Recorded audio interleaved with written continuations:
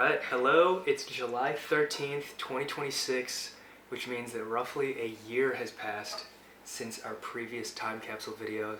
Andrea's hair is much longer, my hair is no longer blondish, and we've had a year of experience living and traveling and bringing our family over and friends over and showing them around, just experiencing what New Zealand has to offer. Just a year of craziness, like genuinely the craziest year of our lives.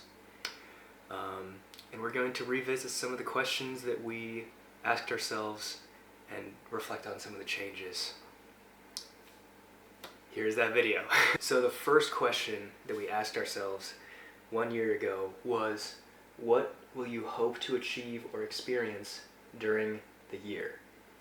And my answer was that I really wanted to learn that I can just put myself in situations where I'm uncomfortable or experience uncertainty, and I can learn to cope with that.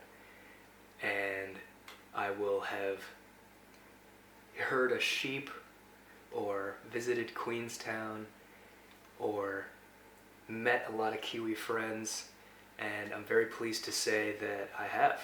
Of all the sports that we could have possibly done, I ended up joining an American football team, which was kind of mind-blowing to me, just because I didn't anticipate that there would be enough people to have an American football team and actually play like a game, full pads and everything. That was a trip for sure.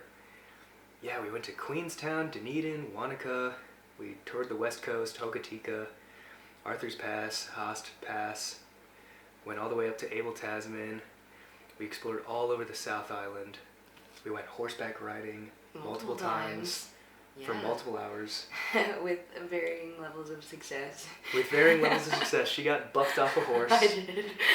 And honestly, I'm just astounded at what we've been able to accomplish. I brought my family here. That's probably the biggest achievement of my entire life. Showing them around, I think that was like just a magical experience. I'm so proud of myself for that. What about you, Andrea? What was your reflection? So I think my answer was, when we did this the first time around, I just wanted to, experience as much as possible in New Zealand.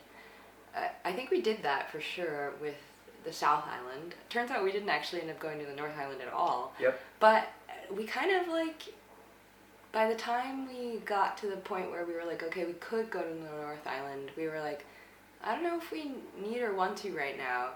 So we decided to go to Bali instead. And that was really fun. So that was something unexpected that I think that we did, that we weren't even planning for. And I think it worked out nicely. And that gives us another reason to come back to New Zealand in the future, and see the North Island. And but yeah, on the South Island we did so much, and saw it pretty much from top to bottom, Abel Tasman all the way down to basically almost Invercargill. Not quite there. Dunedin twice. The second time was not on purpose. That's another story we can tell later, or should I jump into it now? Long story short, there was this huge rain/snowstorm that closed the 8 and then also the highway to Dunedin. Yeah. So literally we had to go drive past Dunedin. It practically doubled our travel time. And it was through driving rain at night, and we had to cross flooded parts of the highway. So It was wild. We got there at 3 a.m. We were supposed to get there at 11. It's pretty miserable. It was crazy. Type 2 fun. But, also the reason why I sound like this is because I have a sore throat. I haven't picked up smoking while I'm here. Just setting the record straight, I guess. But anyway, I don't know. I am so happy with what we did. Even though we didn't go to the North Island like we expected to, I think it worked out, and it gives us something to do in the future. And we saw so much more, I don't know, the incredible forests on the west coast, and the glaciers, and Mount Cook, Aoraki, and hiking there was so incredible, and camping, seeing the Milky Way in the driveway of our Airbnb in Wanaka, Like, that was That was insane. crazy. The stars here are incredible. Like, the night sky in New Zealand is just bonkers. I think after living in San Diego, where you can't see any stars, it was really nice to see lots of stars again. Oh, something we should mention, just for the entertainment value of it, is that the moon looks upside down Yeah. from our vantage point. And then any constellations, if you do see them that you recognize, they're also upside down. Yeah. Yeah, so Orion was upside down. Orion's upside down. But then other than that, like, I could not recognize any other constellation besides like the Southern Cross, which is on the New Zealand and Kiwi, or New Zealand and Australia flags. Yeah. So literally a whole new world Whole of new stars. sky. Whole Yeah. new sky. It was cool. It was really very cool. Yeah, and all the like wildlife. I think one of our favorite things about being Oh yeah. was the birds. The birds Oh, were yeah. so amazing. They're so funny. Yeah, we love the birds. Pukekos, the fantails, the Kias are my Kias. favorite. Yeah, the Kias are the best. The alpine parrots. And My family and I saw a Pukeko baby, and it was Yeah. the cutest thing. They They're look so like little cute. fluff balls on stilts. yeah, I can't believe how big their feet are. and their eyes. Oh, they're funny. They're so funny. But yeah, I'm really proud of sort of how we both grew this year. I think there were definitely hard parts of this year, and like, I don't know, kind of that saying that like, wherever you go, there you are. Like, kind of wherever you go, you have to bring yourself with you. That was like very clear. You know, like, just because like you move to a new place doesn't mean you're gonna like be able to completely change your life just because you moved to somewhere new. Like, you have to put in the effort to change, and I think we both did that at some level in our own ways with things we might have been struggling with. And I think, you know, it's always like a journey and sort of a process with kind of like building new habits or sort of breaking down old bad habits. But yeah, I think we both made efforts towards like becoming more of the people that we want to be. And we weren't perfect, but we're on the path. So I'm proud of us for that. And I'm very proud of myself for doing writing lessons. That was one of the most Oh yeah. big things that I think I achieved this year. And it was so cool to see how much I progressed and built my confidence back. And I just fell so in love with Heathcote Valley. And it's funny, actually, in this original video, I was talking about the riding school that was like down the road from our Airbnb. Turns out that's where I ended up riding. And it was just the most incredible place, like right under the Port Hills, like such amazing views. And they have really great facilities, like trails, and you can take the horses swimming in the estuary, which I did a few times. And Cole would always make his weird noises, and I was never sure if he liked it or didn't like it. And yeah, it was so much fun, and all the people there are really amazing, and they take really great care of their horses, and it was just so magical, and like I couldn't have asked for anything better. And Cole was fantastic and like really helped me build my confidence back and like kind of challenged me in the right ways, but also like took care of me in the ways that I needed to. And you know, it was actually like one of my goals when I was starting out lessons there to start jumping by the end of the year there, but I was already jumping like within a few months. And you know, I think there were lots of little things that I kind of had to relearn or learn anew, and it was all kind of a process, and I'm still, you know, like growing and building back like some of my confidence and ability in riding, but I've come so far and I'm so excited for what's next. And yeah, I'm proud of that. Heck yeah, I love that. So the second question that we asked in this time capsule was, what challenges will you face? And we just wanted to talk about how we faced challenges that we brought up. A lot of the challenges were actually like super logistical, like kind of straightforward. Yeah. It's like, how do you find an apartment? How do you like Buy a how do you buy a car? Do you need an IRD, which is basically like a social security number, but for New Zealanders? Bank all that sort of thing. Phone plan. Like, how do you behave in restaurants? Yeah. Yeah, things like that. How do you pay for petrol? Mm-hmm. I honestly feel like the first 3 months here lasted like an eternity, just perceptually, because we were just constantly learning, like, when you go to a grocery store, this is how you have to behave. This is what grocery stores are like. Remember to walk on the left. Yeah, and do that. But then the last 9 months just kind of flew by, because you're kind of like... It became more second nature. Yeah. You don't have to think about it, you know? Yeah. And I feel like, actually, a lot of the things we were worried about turned out very well, like, better than we even could have imagined. Like, I don't think either of us would have imagined living across the street from the beach and, like, surfing, you know, through the summer and... Walking to surf. So good. And having the dunes to go watch the sunset on, or take a short walk on whenever we want, or, like, walking to the pier, or all the amazing little festivals that they had in New Brighton were so amazing. And yeah, just, like, even seeing New Brighton change and like, grow as we were here. They, like, opened up a new little event sort of venue in the little downtown area that's been really popular, and they've already had, like, several concerts that we've been to, and, like, festivals, and really great fireworks show, a kite festival. Yeah. The Duke Festival, surfboarding and skateboarding competitions. Was so cool. That was really cool. Food trucks, concerts. Oh, also, here's a weird historical fact. So Duke, I think it's Kahanamoku. Forgive me, please. Like, the legend, the, like, Honolulu legend. He came to New Brighton like 100 years ago. Yeah, isn't that wild? So crazy. To teach New Zealanders how to surf. And we live in that community. We live walking distance from the beach. And we surf there. There's a statue by the library, and it's like a Elia surfboard that says Duke on it. And yeah, it's really cool.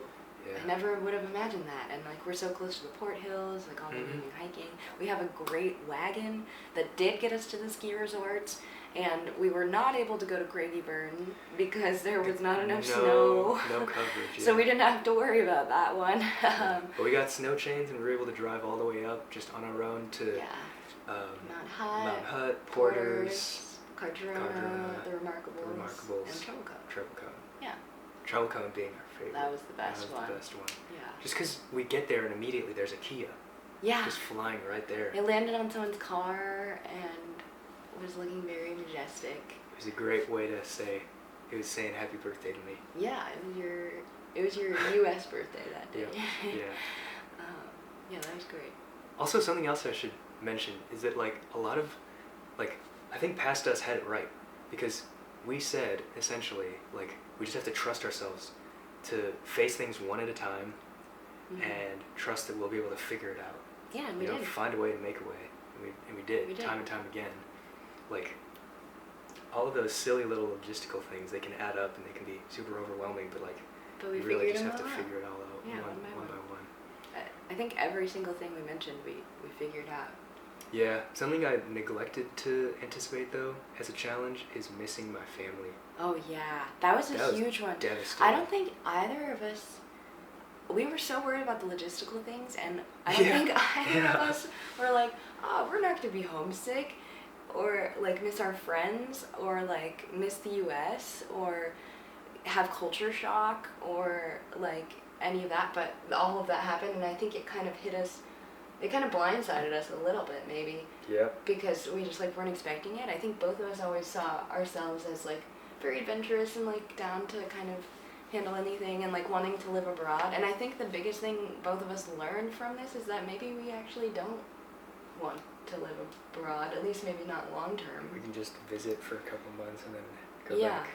Yeah, and we enjoy our friends in the U.S. and our family, having our families close by and having it be easy for them to see us. Or even just communicate with us. Because, like, here in New Zealand, like, literally after 3 p.m. local time here, everybody we know is just asleep. So it's just, like, sometimes it can be a good thing. Like, sometimes I appreciated the silence because it's like, okay, I'm here to reinvent myself. I'm here to, like, reflect on life and think about it deeply. But like sometimes it's like, okay, you're completely alone Yeah. until you go to bed.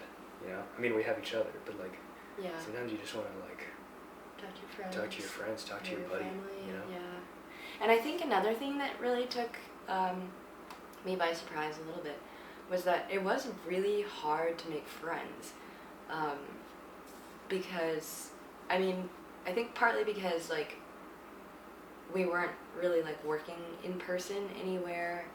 I think us each joining like sport groups helped a little bit, but yeah, that helped a lot. because like you joined football, I joined like open water swimming, and then was also taking riding lessons, and I like made a few friends through riding, but like pretty much most of the friends we made were like also American or I wouldn't say also American. Like, yeah, well, I don't think we made any like, we definitely didn't make any like friends that were Kiwi. I think they were more acquaintances, you know. I mean, you see them every now and then, and like you're cool with them, and you can hang out and talk. But like, yeah. I mean, in the back of your head, it sucks because you know, like in the back of your mind, you're like, you're leaving. You have an end date. Yeah. You know, your visa's over. You're leaving the country. Part of you is almost like, what is even the point of trying to make a deep friendship here? Yeah. You know. So I think our next chapter, we're not gonna have like an expiration date. It's like. Yeah. Kind of like San Diego, we moved and we didn't really know what the future held. Mm-hmm. We stayed there 5 years and it didn't get pouring until like maybe the last moment. Mm-hmm. You know? Yeah, and even then, I don't know if it got boring as much as like. I was just kind of getting antsy. I was like ready for New Zealand. Yeah, yeah. I think I was ready for something different and like just a little jaded with some of the things in San Diego. Yeah. But yeah, I don't know. I think, yeah, making friends here was a little bit harder than I anticipated. And I think that's maybe something that if I'm ever in a situation like this again, or even if I'm just like back in the States and moving to a new place, like I want to like force myself to kind of put myself out there a little bit more. And I'm actually proud of myself a little bit here because I did that a little bit with like one of the friends that I made. Like I kind of tried to forge that connection and it worked out. But yeah, I think it takes more effort than you think it does when you're not like sort of forced to interact with people. So yeah. Yeah. It's crazy. Like I just want it on video too, just because like me saying it out loud, like when I say it out loud, it's like, yeah, duh. But like there's a difference between like knowing like a cliche and then also like experiencing it and understanding it. And like the best way I can put this is to conceptualize it kind of like this. Like when I first read The Alchemist by Paulo Coelho, I hated that book. I absolutely hated it. Because spoiler alert here, the whole premise of the book is that this young man goes on an adventure worldwide looking for some treasure. Again, spoiler alert. And the treasure is buried underneath his childhood home where he started the adventure. And like people just praise this book online. People are just like, oh my god, this book changed my life. It's incredible. I read it. I hated it. I'm like, no way. This is so stupid. I can't believe the treasure was like, what is this trying to tell me? I get it. I get it. I get it now. I was telling my friend David, I was like, gosh, I get it. Like friendship and family, oh my god, that's everything. yeah. Like it gives life so much purpose. Like I can't live without it. Yeah. You know? Yeah, and I think, you know, obviously we still want to travel, you know, but Yeah. I think we just learned that we don't have to be so black and white about it. Yeah, but the thing is, like, it sucks because we maybe would not have learned that any other way. No, I don't think so. If we stayed in the U.S. and we're just, like, always pushing this trip off and never taking it, maybe we would still have these beliefs like, oh, I could live abroad forever and just leave my friends and family behind, like, forever. And it wouldn't matter. And I wouldn't feel anything. You know? I would just be stoked. But, yeah. I mean, that's not true. Mm-hmm. Yeah, friends and family are everything. I'm into romance books now, just because I love love. Past Noah would have never, ever anticipated that. The person creating this like video a year ago, the time capsule, would have never anticipated that I'm super into romance books.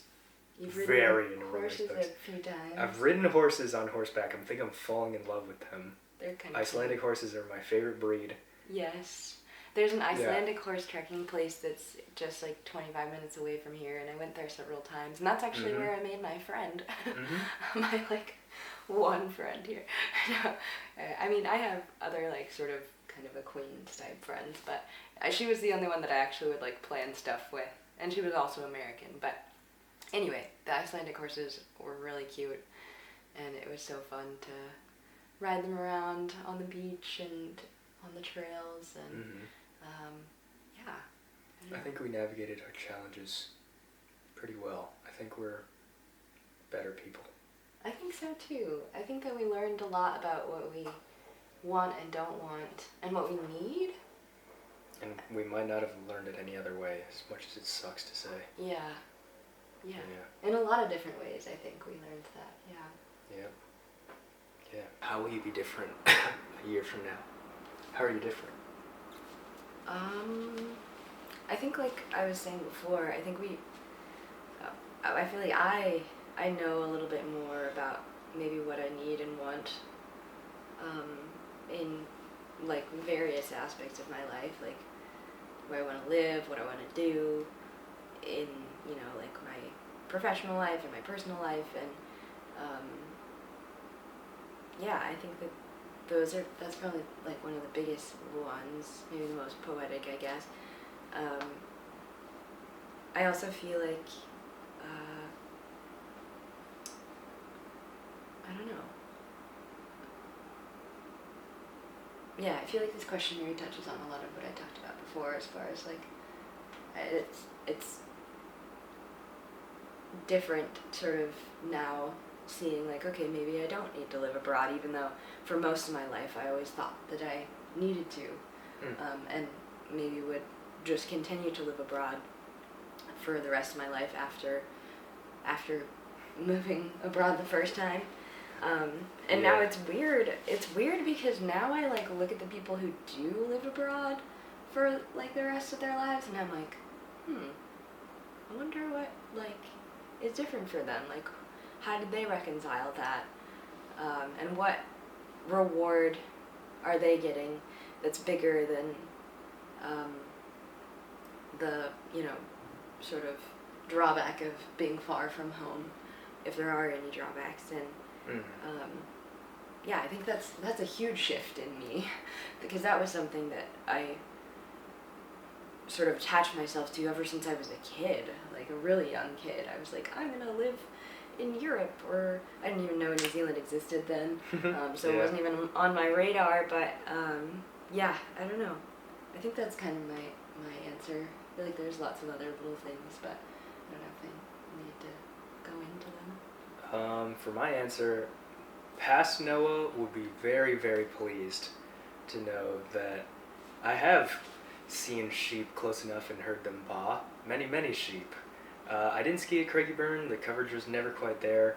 Yeah. But I did discover Treble Cone instead, and that is incredible. Literally the best view I've ever had skiing.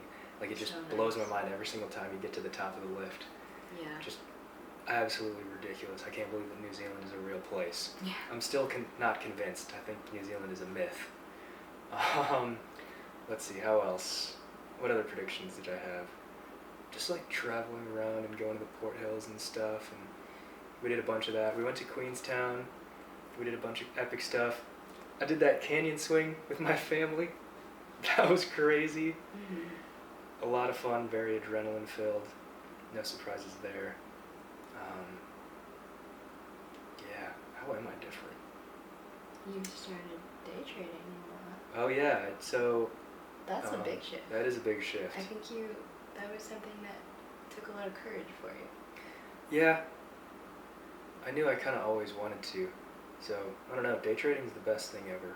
Yeah. It's very psychologically intense, I suppose. I think it's what you enjoy, and you kind of, that fuels your fire, I think. Yeah, I love money. I just love money at the end of the day. Yeah, and I think you really like just the way it all works. I don't know, like. I am fascinated with the way it works. Yeah, and all the different strategies and that sort of thing. I think you just eat that up and are kind of nerdy about it, and I think that's kind of cute. But and it's also cool. I don't know. You're like being authentic with yourself and putting yourself on the path that you want to be on. Oh yeah. July 2026, Andrea. What is your favorite food? Last year you said it was a vegan Napoleon. From Hannah's. From Hannah's Creamery. Yeah. In San Diego. That's still up there. I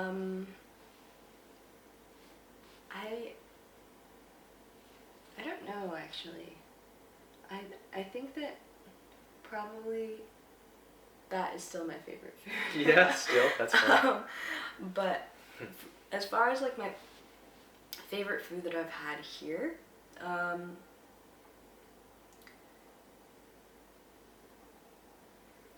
there's this place, actually we mentioned a cafe, like finding cool cafes. We found our favorite cafe in the world, Sign of the Kiwi. We were there just yesterday actually. Yeah. They have these incredible scones and great like little cabinet food as they call it, and the kiwi stack is super nice. Yeah. And then also another cute thing is that like people, locals, will bring their mugs and then they'll hang their own personal mug on a wall, and then they can just come back whenever and pick up their own personal mug and grab some coffee or tea. Yeah. With an incredible view of downtown and the Southern Alps behind it. Yeah. It's an incredible place. Yeah, that's a really nice cafe. Yeah. Oh, also, Andrea should mention that now she can eat chicken and pork, so that just immediately explodes all of our dining options. Or well, yeah, I chose to start eating chicken and pork again, but yeah, because I was not eating it like just for environmental reasons, but kind of learned more about like the like emissions of the different types of meats, and like saw how beef was, well, I kind of knew this a little bit, but beef is like far and away much more emitting than a lot of the other types of meat, and so I started eating chicken and pork again, and I don't know, it was strange at first, but I think I like, one day I was sitting on the couch and I was like, I need pork dumplings. And so I went and got some pork dumplings. And yeah, I don't know. I still am not sure how I feel about eating meat again. But for the time being, I think I'm gonna keep eating it because I like it. It makes our life way simpler when we're going out to eat. It does. Way simpler. Way simpler. Oh my gosh. And I think probably with that, like my favorite place we've eaten here is probably Manu. Yep, Manu, the Maori and Southeast Asian fusion restaurant. Yeah. I took my family there. It was amazing. It's really, really lovely. 2025 Noah said that his favorite food was sushi, and 2026 Noah says that my favorite food now is actually gimbap. So I think that's super fascinating. I just kind of like a little more savory and a little less sour, and then like I like how freestyle gimbap is. There's no rules. Yeah. It's like there's like very minimal rules, and it's like it's filling but also light, but you can have things like teriyaki chicken or Korean fried chicken inside of these rolls, and it still has that like beauty of slicing into a roll, and it's everything that sushi is, but like just remixed and just a lot more fun. So that's my answer. Wait, what's your favorite like grocery store item here? Oh, gotta be the meat pies. Especially if they have the warm cabinet sometimes. Yeah. Like in certain stores. Yeah. Yeah, butter chicken, meat pie. Yeah, I think I'm really gonna miss there's this like brand of cookies, the nice cookies. Oh, they're so good. They're like the perfect tea and Bickies biscuit. Yep. I never thought I would be that into that, but I think living here are into tea and bickies now. I'll miss Anzac Vickies. Yeah, those Yeah. are good. They are good. Okay, 2026, Andrea. You said that in 2025 your favorite sport to watch was track and field. Has anything changed? I think it's probably still my favorite, but like I predicted, I feel like I have fallen more in love with watching equestrian sports again. And I think I've actually maybe, like, the tides have kind of turned a little bit, and I think I'm actually watching more equestrian sports now than I am like track and field. And so, yeah, that's interesting, I guess, and we'll see if that keeps up. I'm sure it'll kind of like wax and wane, but one sport that I kind of found an interest for while I was here that I kind of didn't really think much about, or even like consider as an option is endurance riding. And I haven't done any while I was here or watched any, but it's something that I really want to try when I move back to the US, and kind of like volunteer at events and learn about the sport, because there's so much to learn, and it just seems like a really good fit for me, because I've gone on like several horse treks this year. Like I 1 to 2 at the beach or in the forest or in the mountains, and they were all really amazing, and I think it just showed me like, wow, I want to spend more time on a horse out here and not just in an arena. And obviously arena work is really important, but I just like found myself not really drawn to the competition and the culture of the more traditional equestrian sports. Like they kind of don't interest me as much, and there's some things I don't like about them also. And I think also learning to jump kind of taught me too, like, oh, maybe I don't actually really want to jump that much, and compete at that discipline, and so I'm like, oh, okay, well, I want to do something competitive and fun with horses, and I already love endurance sports in general, and I feel like endurance horse riding is just like another level on top of that, and I think it's so cool, and I'm excited to get into it. Nice.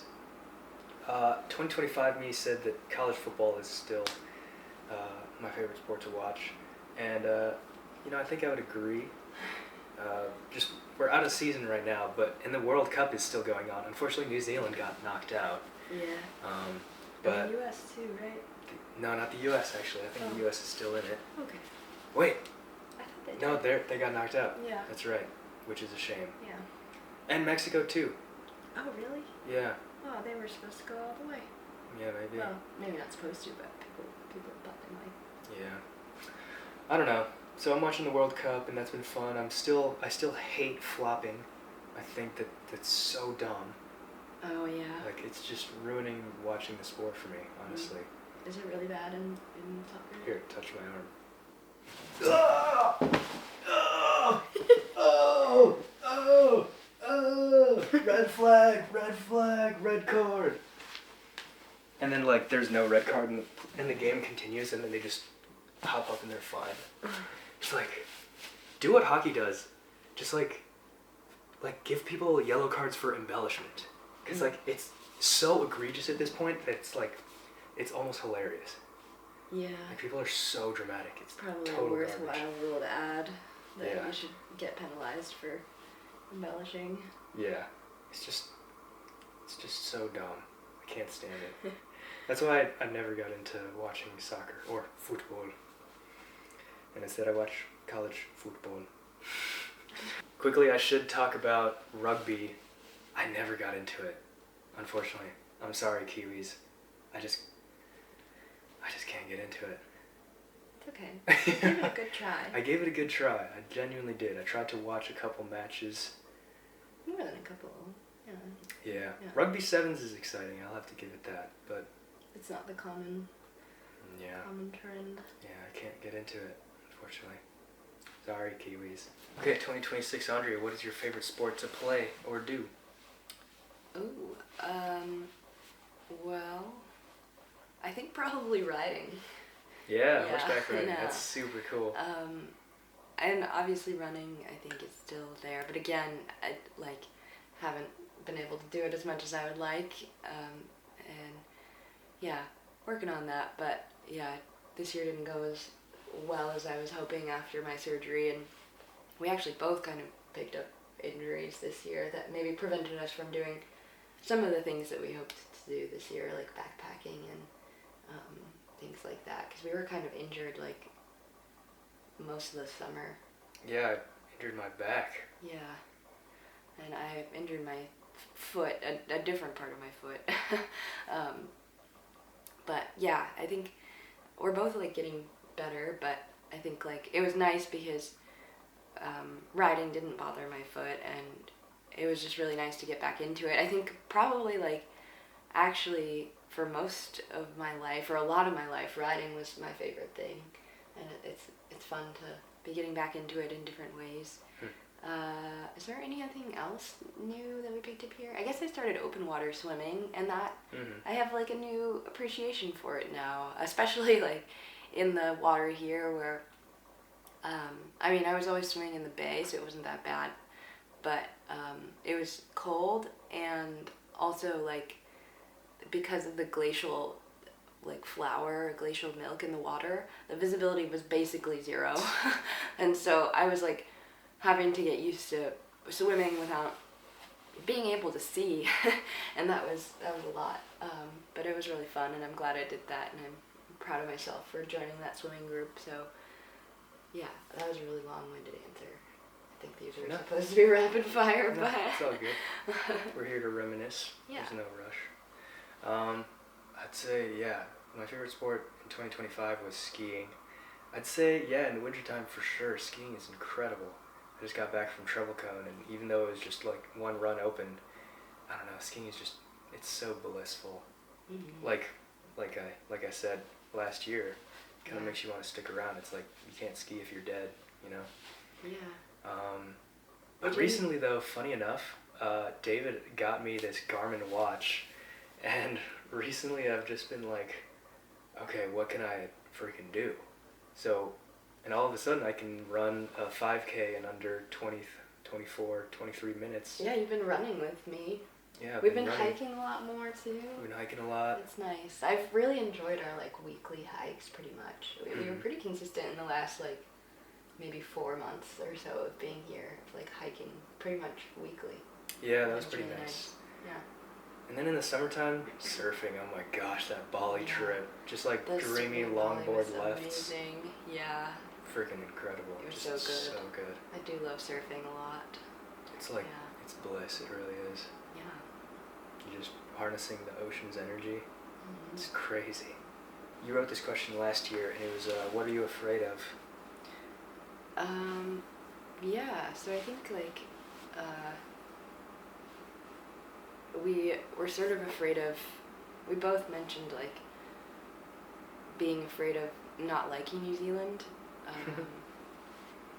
And the interesting thing is that I think we both decided that we don't, not that we don't like it enough, but that it's not, there's too many sacrifices being here, and maybe we don't like it enough to live here.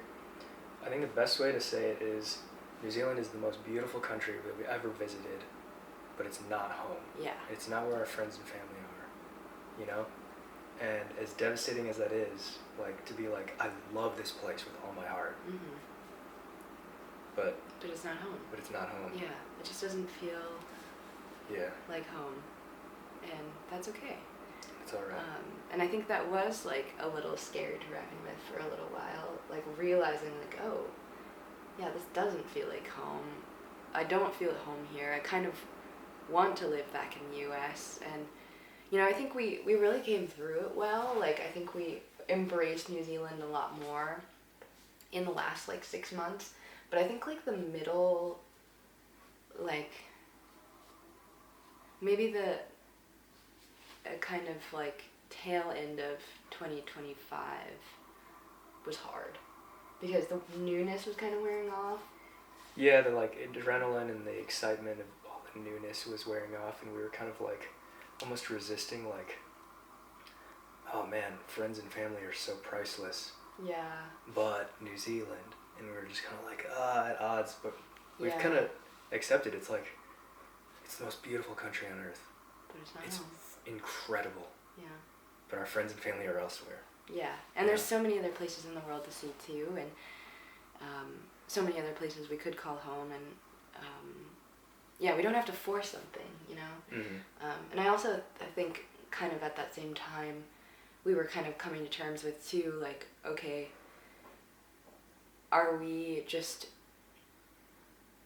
sort of taking our old selves and bringing them wherever we go? Because I think all of that kind of culminated at the same time, like being injured, being homesick, realizing New Zealand was beautiful but not home, and also just coming to terms with the fact that, like, okay, we need to do the inner work or like take action in ourselves if we want to get where we want to go, you know, and make changes in our actions, I guess. Or I feel like it'd be pointless for me to like finish this video without mentioning the fact that like I had like an extremely brutal depressive episode, because like exactly like you were mentioning, like all these things came to a head. Mm-hmm. It's like wherever you go, there you are.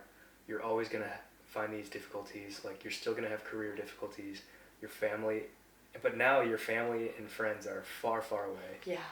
Like, and you don't understand the culture, and you don't have any friends here. Yeah. Yeah, you don't understand the friend's situation. Like, there's all these things, and then also on top of that, I injured my back, so I'm kind of like bedridden, so I don't have a job.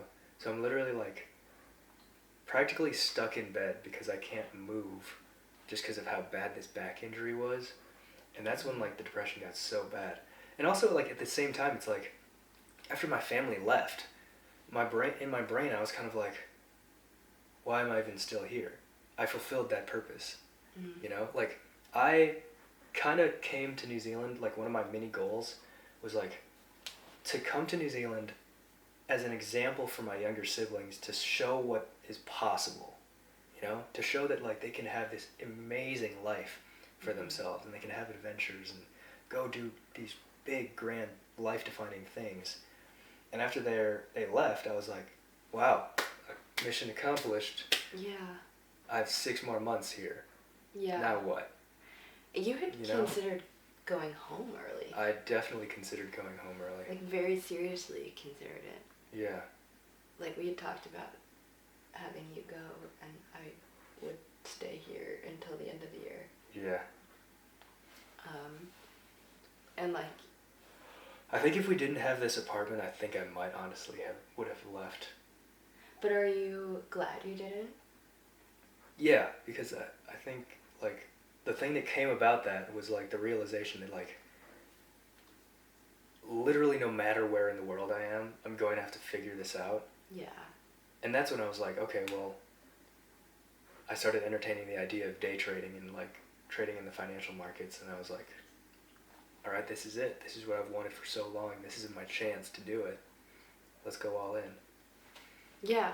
And you really like kind of, I feel like the most growth you had here has been in the last like 5 months, you know? Mm-hmm. And I think that is really, really great. You like started to focus on like, okay, what are the little things that I can do, you know? Mm-hmm. And I think that's nice. Yeah. I think something else that I didn't realize would be difficult or scare me was that, you know, because I've lived away from my family actually for so long now, like 12 years or something, 11 years maybe, and I don't think it like really became super clear like to me what I was missing out on being far from them until I was here for some reason. And I think just maybe this darkness of like some of my family not being able to visit, and maybe also just getting older too, I think is probably part of it. I sort of realized, oh, actually, like, I have sacrificed a lot of, you know, time and moments with my family because I wanted to pursue my own sort of personal goals and adventures, and I don't regret that necessarily, but I think it reminded me that I want to prioritize, the time I do have with my family, and be better about like checking in and yeah, talking to them, or even just sending like quick little messages and things like that to stay connected. And yeah, I don't know, that became more clear to me here, and I think that's a good thing. The last question that we asked ourselves was, what are we most excited about? So now I think it should be a good idea to say, like, okay, how did that go? The things that we were excited about, and now what are we excited about now? Do you have any ideas? I think that a lot of this video kind of summed up what was most exciting to me. I think the things that sort of are standing out in my brain are like all the really fun trips we took, either with just each other or with our families, or I went on a really awesome road trip with Sophia, and that was really, really fun. And then the riding that I've been able to do here, and yeah, the swimming, and all of those ways that I've sort of grown and kind of fallen in love with new hobbies or old hobbies in new ways. And yeah, I don't know, I think that was, in a nutshell, the most exciting part. And I think what I'm excited about going forward is, I guess just being like stoked to go back to the US. I never thought I would be, but I am actually really excited to kind of figure out where we are going to live there, and hopefully in a mountain town somewhere, and yeah, just like build kind of a new friend base there, and also check in with old friends, visit San Diego a lot probably, and be able to see our families more. And yeah, it just sounds really nice. Yeah. The thing that I was most excited about was being able to reinvent myself. And I'm a completely different person. I think I'm a completely different person than who I was. I learned that, like, I came here to New Zealand to try and find a will to live, and I have it.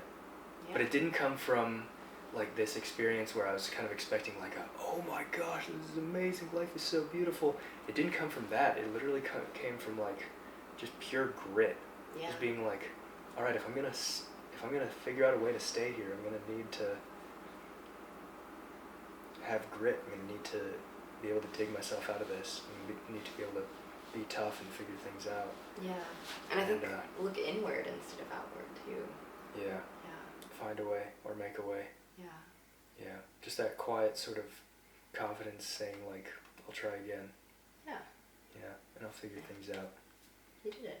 Yeah, I want to live. New Zealand worked. It did. Yeah. I want to live now. You talked about it in that way, and yeah, I think you always saw it as like some sort of like eureka moment kind of thing.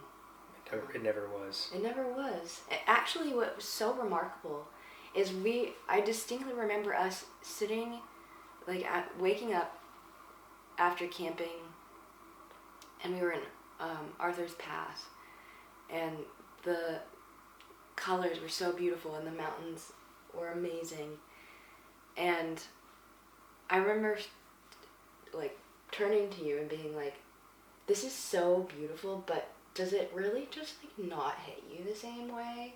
Yeah, I didn't feel anything. Yeah. Much of anything. And I was like, that is so weird. And it was scary. It was like, what is this feeling? I didn't expect this. And that was hard to grapple with. But I think we both sort of had to become comfortable with the idea that, like, oh, actually, like, maybe this isn't what we want. And it's incredible and beautiful and amazing. Like, probably the most beautiful place I've ever been. But it's not home. And that's okay.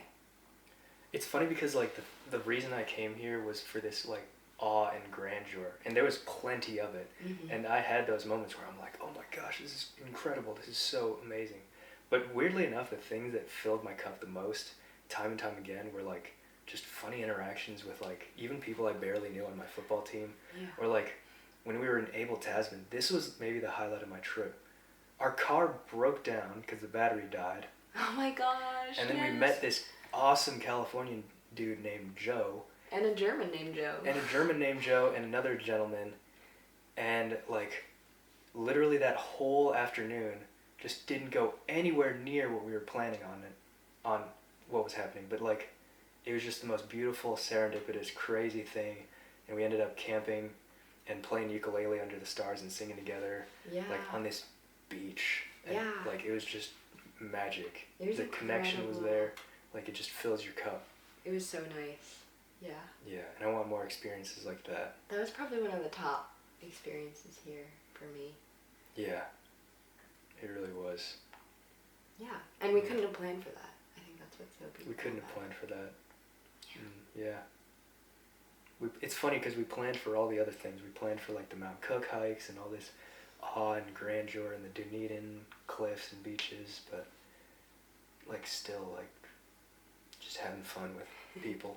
Yeah, we It's didn't the best thing expect ever. making a good friend while our car was broken down and it was pouring down rain and so hard that we couldn't jump the car. Mm. And then Aweka jumped into our car. Yeah. Yep. And yeah, it was amazing. It was amazing. Yeah. Anyway, that is our video. Just reminiscing on a year in New Zealand. How crazy is that?